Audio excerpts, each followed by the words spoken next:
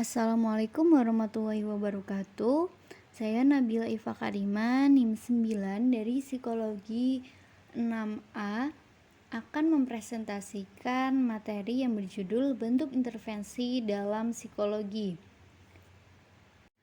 Terdapat dua pembahasan dalam materi yang akan saya bahas, yaitu yang pertama mengenai bentuk intervensi dalam psikologi dan yang kedua asesmen dan intervensi dalam Al-Quran Surat Al-Hud ayat 118 sampai 119.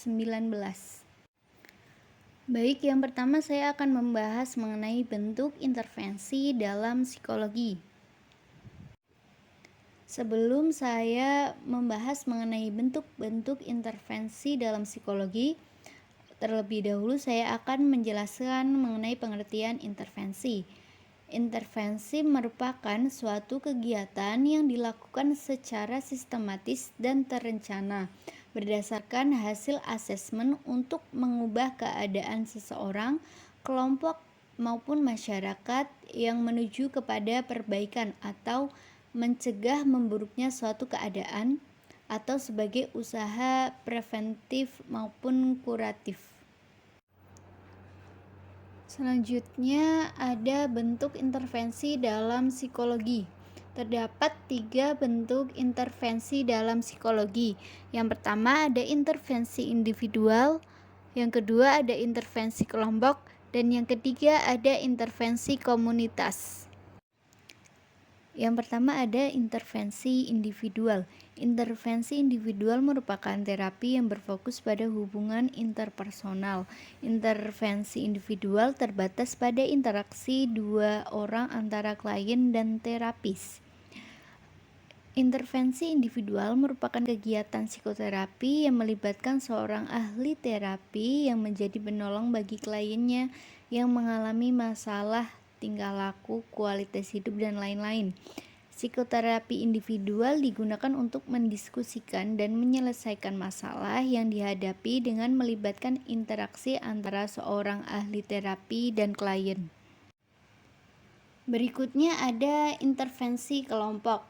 Intervensi kelompok merupakan suatu bentuk perawatan di mana orang-orang yang mengalami gangguan emosi ditempatkan dalam sebuah kelompok yang dipandu oleh satu atau lebih terapis dengan tujuan membantu individu untuk membawa perubahan pada diri mereka.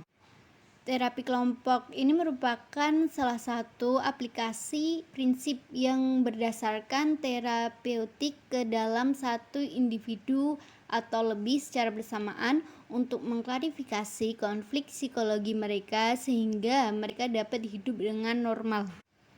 Terapi kelompok bertujuan untuk mengurangi gejala seperti gejala negatif, motivasi yang buruk, serta peningkatan fungsi sosial, penyesuaian yang lebih baik, dan meningkatkan keterampilan hubungan interpersonal.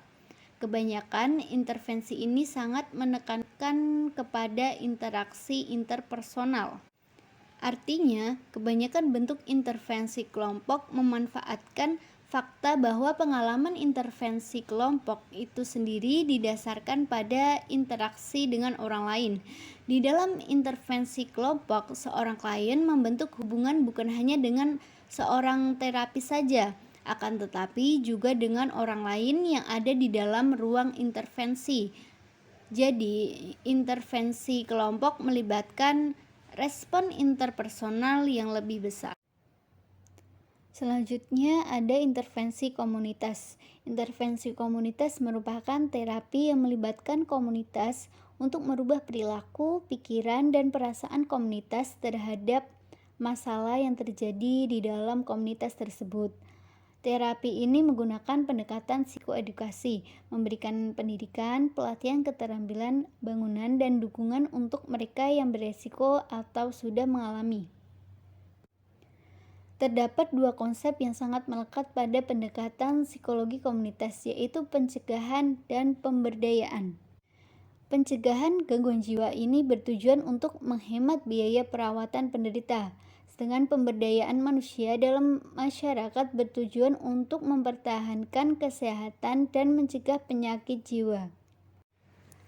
Slamet dan Markham tahun 2003 mengemukakan 5 metode intervensi dan perubahan dalam pendekatan psikologi komunitas, yaitu yang pertama konsultasi, yaitu mengajak orang-orang yang mempunyai peran yang besar dalam masyarakat untuk membahas dan membantu mengatasi masalah kesehatan mental masyarakat.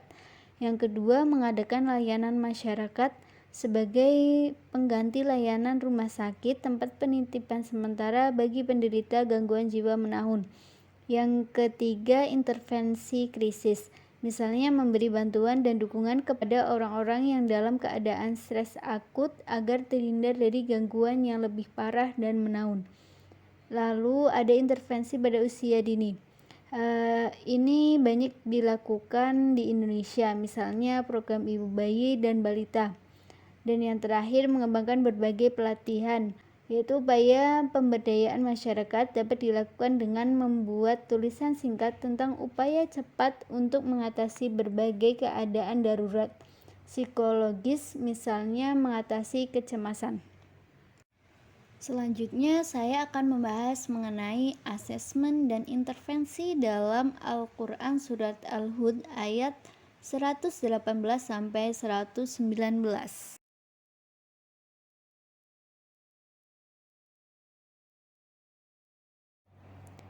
Kandungan surat Al-Hud ayat 118 sampai 119 ini menyinggung salah satu keistimewaan terpenting anugerah Tuhan, yaitu perbedaan.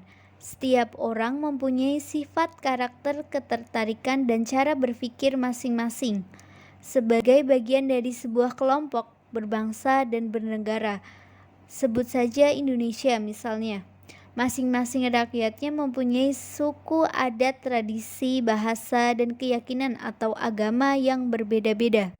Namun, seringkali perbedaan-perbedaan ini berujung pada perselisihan, konflik, maupun perpecahan. Di dalam ayat ini dijelaskan untuk mengatasi atau menghindari suatu permasalahan konflik di dalam suatu perbedaan dapat diatasi dengan adanya sikap toleransi.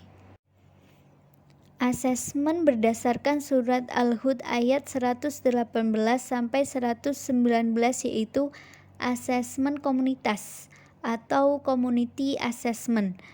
Asesmen ini merupakan suatu proses mengumpulkan, menganalisis, dan melaporkan informasi mengenai kebutuhan masyarakat dan besarnya kapasitas atau kekuatan yang ada di masyarakat untuk memenuhi kebutuhan tersebut.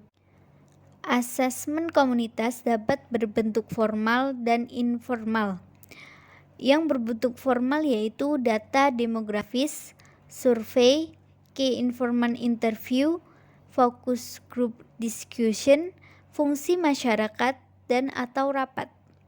Lalu dalam bentuk formal ada wine cell, survei, kotak saran, dan mengamati sekitar area komunitas. Intervensi berdasarkan surat Al-Hud ayat 118 sampai 119 adalah intervensi komunitas.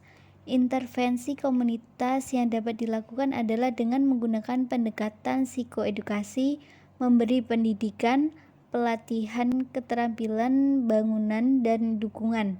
Metode intervensi yang dapat dilakukan adalah yang pertama, konsultasi. Dengan cara mengajak orang-orang mempunyai peran besar dalam masyarakat untuk membahas dan membantu mengatasi kesehatan masyarakat. Yang kedua, mengadakan layanan masyarakat. Yang ketiga, intervensi pada usia dini. Yang keempat, intervensi kritis. Yang kelima, mengembangkan berbagai program pelatihan upaya pemberdayaan masyarakat. Sekian penjelasan materi dari saya, kurang lebihnya mohon maaf. Terima kasih. Wassalamualaikum warahmatullahi wabarakatuh.